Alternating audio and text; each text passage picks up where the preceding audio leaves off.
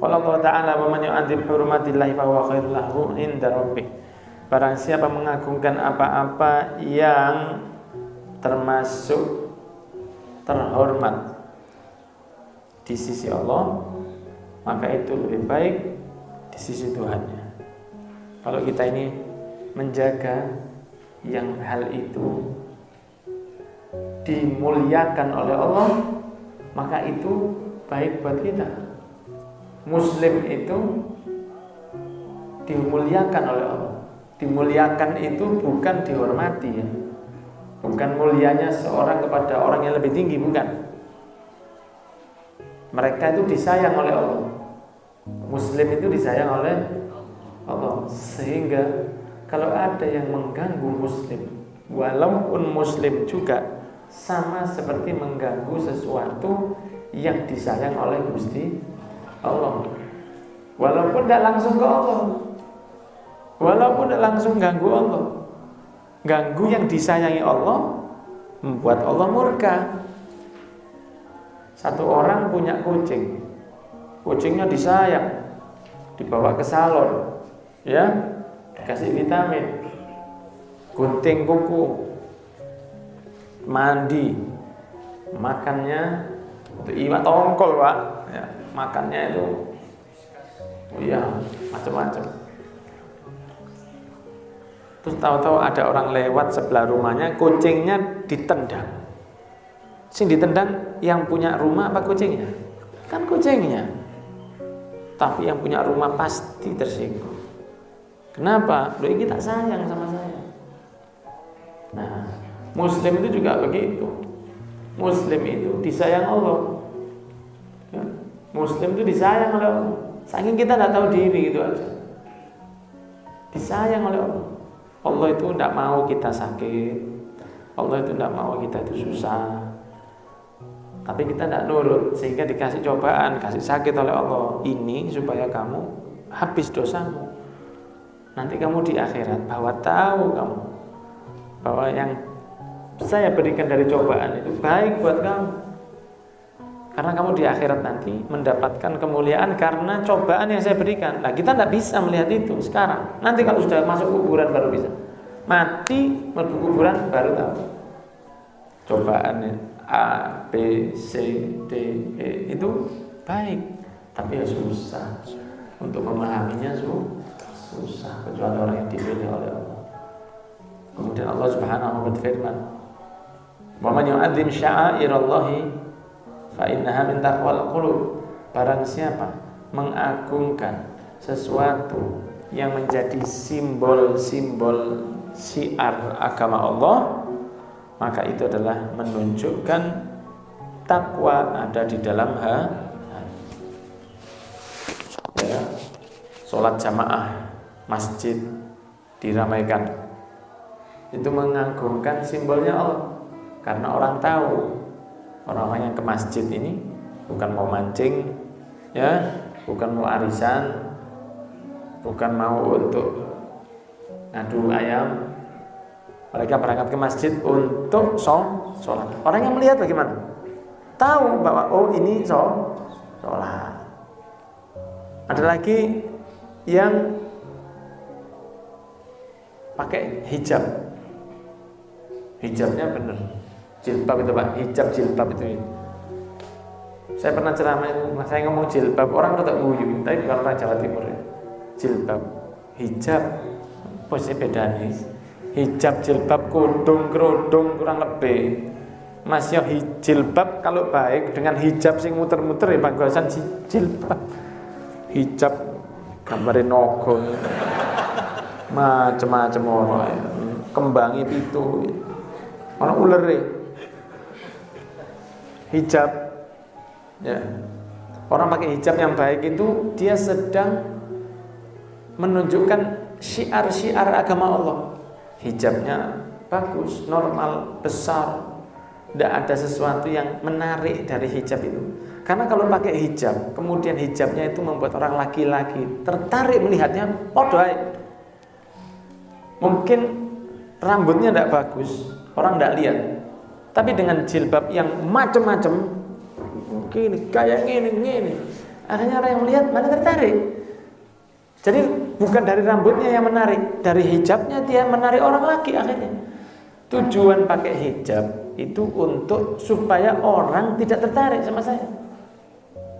Banyak hijab itu membuat orang laki semakin tertarik karena cara makainya bukan sesuai dengan yang diajarkan Siti Fatimah radhiyallahu anha wa ardhaha. Sehingga akhirnya lepas dari mulut buaya masuk mulut dinosaurus. Nah, sehingga pakai hijab, pakai jilbab, pakai cadar itu berarti dia sedang mengangkat syiar simbol agama Allah. Orang lewat pakai jilbab, pakai hijab, orang pasti mikirnya apa? Muslimah. Nggak usah ngomong. Anda nggak usah ngomong saya muslimah Pak, atau tulisan aku muslimah. Nggak usah. Orang pakai hijab itu sudah orang tahu ini muslimah. Walaupun misalnya ada non muslim pakai hijab, dia jalan di jalan, orang yang nggak tahu dia melihat saja sudah merasa oh ini muslimah. Cuma muslim. Ya. Sehingga orang melihat aja udah itu namanya simbol. Kenapa kita kok ngeramekan Isra Mi'raj? Simbol. Ini dulu diagungkan oleh Allah. Kita buat acara, ramekan dengan semangat Isra wal Mi'raj. Kita kan begitu. Nanti datang Asyura, hari-hari Asyura. Muharram kita buat acara. Anak yatim piatu diberi santunan, diagungkan. Ini hari ini bagi saya besar. 1 Muharram kita buat baca doa bersama. Itu buat saya besar. Kemudian zakat, kemudian maksiat ditutup, dilarang. Jangan. Nah, itu mengagungkan syiar agama Allah. Ya kan? Kan begitu. Adu petik, adu ayam. Ayam diadu domba. Ya apa? Ayam diadu domba, diadu, dilarang, jangan, tidak boleh ini. Nah berarti itu mengagungkan syiar agamanya Allah. Nah, siapa yang melakukan hal itu? Berjilbab, senang dengan acara-acara Islam, membuat perayaan, peringatan, mensyiarkan hal-hal yang ada hubungannya untuk orang lain ingat ke urusan agama, itu tandanya mereka ada takwa di dalam hatinya. Jelas gitu. Maulid Nabi tidak biasa saya mau maulid Nabi, saya mau senang. Bayangkan kalau tidak ada Isra Mi'raj, tidak ada Arafah perayaan, tidak ada perayaan namanya malam-malam yang istimewa. Bayangkan kalau Ramadan itu tidak ada darusan. Apa tidak garing Islam? Garing. Tidak ada perayaan sama sekali. Sedangkan orang di luar Islam, mereka merayakan banyak hal.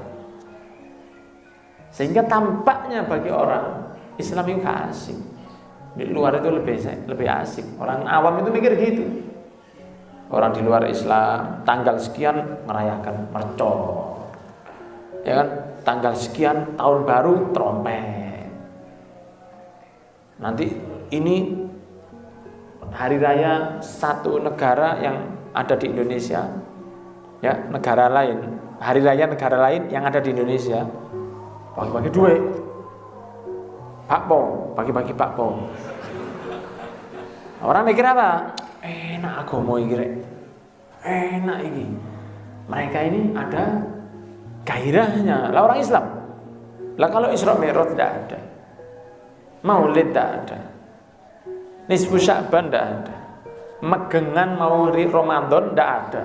Ramadan di omah tok. Kalau terawih rame-rame, kalau darusan. Malam takbiran jangan. Semua jangan. Ya pasti tidak ajib. Mau sampai semua jangan, tidak ada nasinya. Ya. Semua jangan, dasi. Kita agungkan syiar agama Allah. Kita bangga pakai hijab. Muslimahnya bangga pakai hijab. muslimahnya santri-santri bangga ngafalkan Quran. Itu kan mengagungkan syiar agama Allah.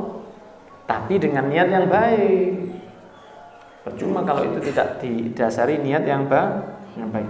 Allah juga berfirman, "Wakhfid janahaka lil mu'minin." Kempiskan sayapmu kalau dengan orang mukmin. Maksudnya apa? Sing alus kalau sama orang Islam itu. Ojo kebalik. Apa sifatnya sahabatnya Rasul? Asyidda'u 'alal kuffari ruhama'u bainahum. Keras, tegas kepada orang non-muslim. Lembut kalau sama orang Islam. Itu sifatnya para sahabat Nabi. Allah juga berfirman, "Man qatala nafsan," siapa membunuh satu jiwa bi ghairi nafsin, tanpa kesalahan, au fasadin, atau kerusakan yang dilakukannya fil ardi, di atas bumi, faka'annama qatalan nasa jami'an, dia seperti membunuh seluruh manusia yang ada di bumi. Itu Islam, ini Al-Qur'an Al-Maidah 32. Makanya tidak mungkin katanya orang Islam itu suka membunuh, suka kekerasan. Bagaimana mungkin? Tidak ada seperti ini. Bunuh satu orang tanpa dosa, tanpa kesalahan, seperti dosanya membunuh orang seluruh dunia ini. Dan waman ahyaha, siapa yang menghidupkan, membantu kehidupan satu muslim, faka'annama ahyan nasa jami'a, seperti menghidupkan seluruh manusia yang ada. Itu Islam mengajarkan seperti itu. Sehingga jangan kebalik, karena sekarang ini zaman kebalik. Nanti kalau sama orang Islam alergi, ya, kalau sama orang non muslim plek. Karena kita harus toleransi. Hati-hati. Yang buat begitu itu salah satu munafik, liberal, tidak punya ilmu, kata ngaji, ikut-ikutan. Ini liberal, munafik, muslim gak ngerti tapi melok-melokan. Itu yang seperti ini. Sehingga apapun kesalahannya, kalau muslim itu harus kita lebih belani daripada harus ngangkat orang non-muslim. Salah-salahnya orang Islam, Tuhannya masih Allah. Dia tidak salah di sesuatu yang paling fundamental. Tapi sak benar-benarnya orang non-muslim, dia punya satu kesalahan terbesar apa? Dia tidak mau sama Tuhan kita. Kalau dia sudah tidak mau sama Tuhan kita, apa yang harus kita jaga dari dia? Dia gak gelem ambil Allah yang bakal buat jenengan masuk surga, yang buat jenengan selamat dari neraka. Dia tidak mau sama itu. Apa beratnya saya sama jenengan? Kalau Anda tidak mau sama Tuhan saya, maka saya sama jenengan ya baik-baik saja. Tapi untuk toleransi api-apian enggak. Kerja oke, tidak apa-apa. Rasul kerja sama Yahudi, tidak masalah. Tapi kalau join dalam urusan ibadah, ngalah ibadah saya supaya sampai seneng, nggak mau saya. Aku ngalah acara agamamu, aku masih ada agamaku, nggak boleh. Saya tak ikut aja, wis, toleransi. Toleransi. Ini mama yo gengsi. Orang begini manfaat hidupnya. Nanti di akhirat dia disuruh milih. Kon ben gak enak ambek wong iki, calon penghuni neraka. Kau kecewakan Nabi Muhammad SAW. Kamu minta sekarang syafaat dari dia, jangan dari dia, karena kamu lebih belani dia dulu waktu di dunia. Nanti ngomong apa? Di akhirat akan seperti itu. Ya, di akhirat akan seperti itu. Kamu dulu waktu di dunia, kamu gak enak dengan dia sehingga kamu toleransi. Kamu udah enak jaga hatinya orang non-muslim, kamu enak untuk mengecewakan Rasul. Sekarang mintalah syafaat dari dia. Jangan minta ke Rasul, kamu dulu gak enaknya sama dia. Mestinya kamu dulu mau maksiat kan gak enak sama Nabi. Kamu sekarang gak enaknya sama non-muslim, ya minta aja syafaat dari dia. Syafaat cap apa? Syafaatnya fata morgana, tidak ada syafaat illa dari Nabi Muhammad dan yang diberi izin oleh Rasul, para wali. Kalau Rasul sudah dapat berikan izin, Rasul dibagi ke para sahabatnya. Para sahabat juga memberi syafaat, para syuhada juga memberi syafaat. Dan mereka kalau membawa itu ombyoan, Pak. Sayyidina Abu Bakar As-Siddiq itu kalau gowok nanti yaumil kiamat ngene kalau njupuk syafaat seperti orang belonjo grosiran itu ndak cici gini nanti kalau ngajak orang itu sahabat-sahabat Sayyidina Umar bin Khattab itu bakal memberi syafaat nanti dan mereka kalau ngasih syafaat jangankan sahabat Imam Uwais Al-Qarni saja akan memberi syafaat sejumlah kambing-kambingnya Bani Mudhar yang tidak terhitung jumlahnya saking banyaknya. Imam Uwais Al-Qarni bukan sahabat dan tidak ada satu wali pun yang bisa mendekati makomnya sahabat. Tidak ada wali yang bisa mendekat makom derajat kemuliaannya sahabat karena mereka melihat dan iman sama Nabi. Itu yang buat beda. Jadi tidak bisa orang sunan ini ambil sahabat ya kurang lebih lah. Tidak bisa. Pasti kalah sama sahabat karena mereka melihat dan walaupun sahabat itu menangi Rasul hanya 1 menit atau 1 detik, dia lihat Rasul iman, cukup jadi sahabat sudah. Itu lebih mulia dari semua wali. Saking hebatnya Nabi Muhammad SAW. Nah, seperti itu. Jadi mereka akan memberi syafaat nanti di hari kiamat banyak orang.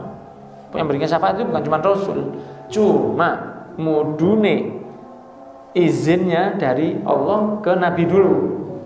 Diterima oleh Nabi, sampun gowon umatmu. Nah itu Rasul ngasih izin yang mampu untuk memberi syafaat. Iki, bawa. Itu ulamanya kembali. Para sahabat itu, para wali itu datang, diajak. Nah nanti kita tidak tahu diajak siapa. Yang pasti ke Rasul. Tapi siapa yang ngajak kita tidak tahu. Apa Rasul langsung atau para sahabatnya? Terus pokoknya selamat Pak ya. Pokoknya selamat. Amin ya Rabbal.